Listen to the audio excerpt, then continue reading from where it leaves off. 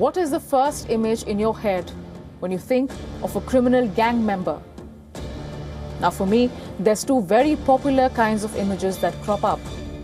Number one, muscular, roughened up, scruffy-looking men in jeans, a leather jacket, a look that is complete with chains and junk jewelry. The second look, more classy, is more mafia style. Suits, slicked back hair, expensive leather shoes.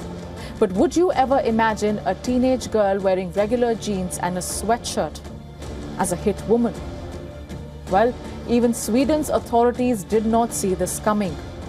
And that is the kind of blind spot that organized crime gangs in the Scandinavian country have been taking undue advantage of. Sweden has not been in the news for organized crime, but that has changed in the last decade. Drug and arms trafficking, welfare fraud, and human trafficking have escalated in the country. Prosecutors now are pursuing a new kind of case, which they say has seen an increasing number of girls who are offering their services to mobsters. Girls between the age of 15 to 17 years are working in different capacities with these gangs, and that includes working as a hit woman. In one particular case, a teenager girl was recruited by a criminal gang to shoot someone in the head, and she accepted the job. Prosecutors in Sweden say that in many such cases, the young girls are determined to prove a point, that they are more determined and tougher than the boys. The stakeholders are shocked at how this has remained hidden for so many years now. And where did this cycle even begin? How did these young, vulnerable girls find themselves at the deep end of this dark, seedy underbelly of the criminal world? In many cases, teenage girls become drug dealers to finance their own addiction. Because of how normal-looking they are, they pass right under the nose of authorities. And for clients, these young girls are trustworthy too.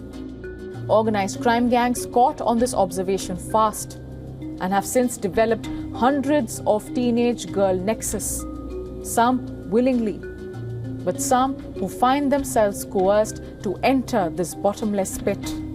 Now, a few girls who left behind the life of organized crime say that it was easy money, but it was also violent, and it came at a cost. A report published in March this year reveals that 2 out of 3 girls working in the gangs have been subject to exploitation and sexual violence. Their addictions and trauma often used against them. Sweden's authorities now have a daunting task ahead of them: to find the gangs that use teenagers for hit jobs and their drug nexus, but to also find these troubled young girls and get them out of organized crime networks.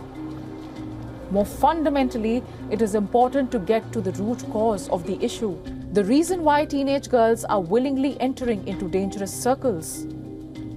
The problem is both circumstantial and psychological. And until both of these scenarios are addressed, Sweden's organized crime gangs will keep exploiting the young girls. That's all we have for you on this episode of Prime Crime. We'll be back next week with more such stories and cases from around the globe. Thanks for watching.